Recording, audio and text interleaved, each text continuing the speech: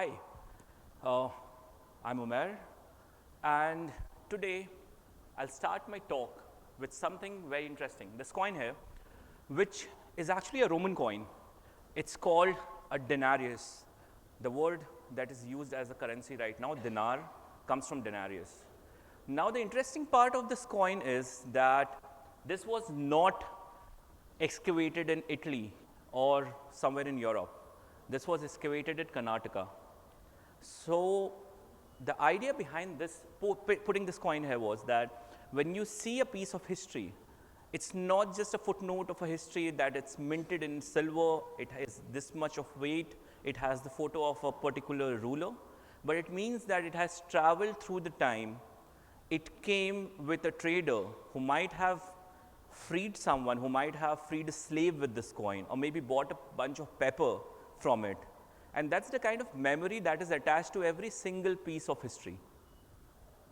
Now, there are three things that evokes when I talk of material memory. The identity, there is memory, and then there is desire. Now, the identity is the physical aspect that is there in the coin or any piece of antiquity. And then the memory is what it holds. When I say that you touch something that is 500-year old, you are getting connected to everyone who has used it for the early 500 years. And similarly, there's a desire to use it again. Now, the desire of mind is portrayed through this coin here. It's a coin of a ruler whose name was Messalina. She was one of the only women from Roman Empire who minted her coins. Now, the idea behind this was she wanted to be remembered. She wanted people to remember her as one of the ruler of the Roman Empire. But what happened is when she was killed, her coins were damaged like this. Her paintings were destroyed. The term is called damnatio memoria, which means that you will be erased from the existence. Now, there are two mental aspects to it. The one which says that she wants to be remembered. The other is that she wants to be, people want her to be forgotten. And that is the juggle between the material memory in history. Similarly, talking of our country, Jahangir minted coins with zodiac signs on it.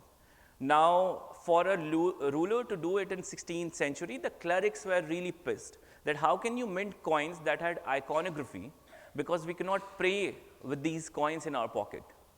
So, what he did was, he minted coins with him drinking wine. So, the coins that you see on both the sides are the portraits of Jahangir drinking wine. That's a way of saying that I want to be remembered as a rebel. I'm not following what the clerics are saying, but I want to be remembered. And the way that he made people, like the way that I'm talking about him right now, is because he chose to be a little rebellious against the people. Similarly, the first of the coins that I got, it was a bunch of copper coins that I got from my great-grandfather's collection. It was the coins of Akbar. Now, Akbar minted a lot of coins. We have heard a lot about his religious policies, his introduction of Deen-e-Ilahi, which was amalgamation of all the goods of religion. Now, Akbar did a lot of other things that he wanted to portray through these pieces of economy. The first coin that you see here is a coin of Ram and Sita. This was minted specifically on the days of Diwali. We have coins now which are called commemorative coins. Commemorative means that you want to commemorate that, you want people to remember that. Now, similarly, he did that where he minted coins with Ram and Sita on it.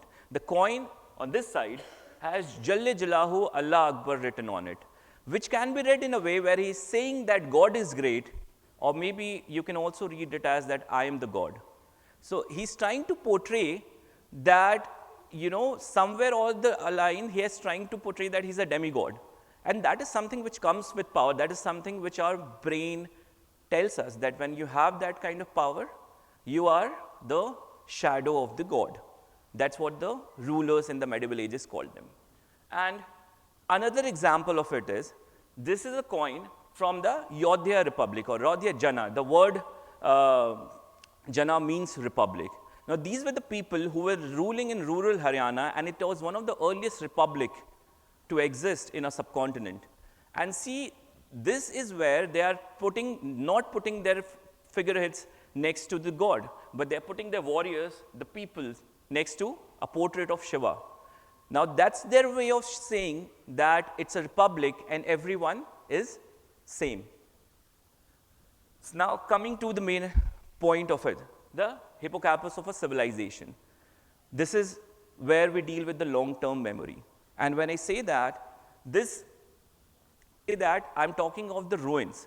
Now, when I talk of the ruins, most of the places where I do my heritage walks, those are the places that were built in like 18th, 19th, 15th century. And when I'm talking of these places, when I'm taking people to that places, I'm not telling an alien history. It's the people who live there. It's there in the backyard, but they don't know about it. It's about how you perceive history that's not from the textbook. When I talk of a particular stone here, this stone was engraved by someone in 14th century commemorating a well that was built there. The reason that the well was built was because people needed water, and everyone who has taken water from that well has a memory of the stone in the last 600 years. Similarly, there's a Bauli next to it here where I'm taking heritage walk. The Bauli was built in the 13th century. Now, the reason that it was built was again because people wanted to have a sense of community. And the sense of community came with these places because we did not have a kind of a modern way of hanging out at that time. And that came with these historical monuments. And for time and again, people used the water. The travelers stayed here. They had smaller chambers where they were staying. They also engraved their name somewhere. It's their way of being remembered. As I always say, that when people vandalize a monument, it's their way of showing that they were there and they want to be remembered. The oldest of vandalism are found in the Great Pyramid of Egypt, where the Roman soldiers have vandalized it around 2,000 years back. Similarly, this is a very interesting part in my heritage walk. This is Firoz Shah Kotla, a fort that was built in 14th century by Firoz Shah. And the tower on top of his palace has an Ashokan pillar.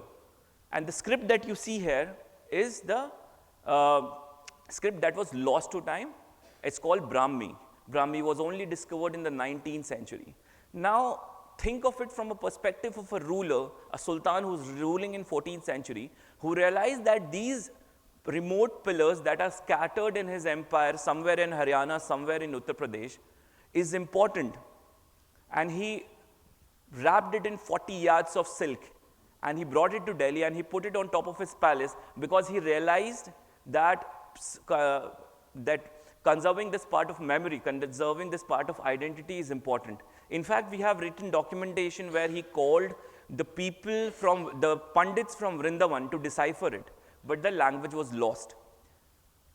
And it was only deciphered in 19th century, and that's why we know that it's an Ashokan pillar. But without even knowing that it is a very important piece of history, he chose to save it. And that's the way of saving the memory through tangible history. Now, coming to the last aspect of this point, here's a very interesting painting from the Mughal school of painting. And you see Jahangir trying to shoot a man whose head is on top of a spear. And this man on top of the spear is Malik Akbar.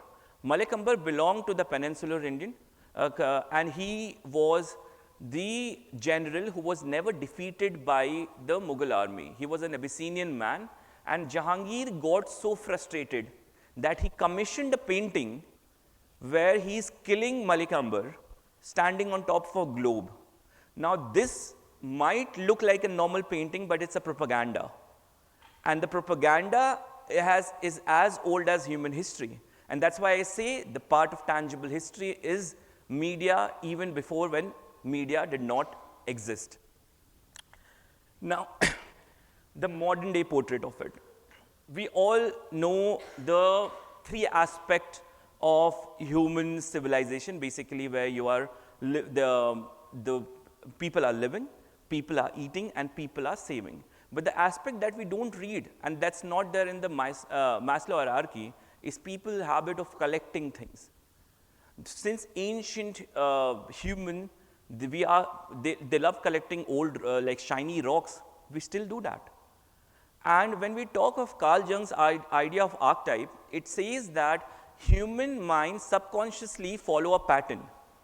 And that following that pattern is also seen through the time when we talk of art or history. Let's say a ruler who is putting his face next to the god is trying to be the shadow of the god, or the people who are constructing that Bauli for people are thinking of a broader picture of how many people will drink water from that, or how many people will survive on that Bauli. Or maybe a coin that was minted to commemorate something. In fact, when Julius Caesar was killed, his killing was commemorated by one of the coin. Now, this thing is still there, and when I say that unconsciously we follow the same archetype, it's because when you see sneakers or Hot Wheels or Tazo cards, that's our way of collecting pieces from history. That's our way of remembering how history is perceived in the next 100, 200 years. So at last, my question to all of you is, if from now, 1,000 years later, someone will dig your life, what will be the portrait of mind they'll find? Thank you. Thank you.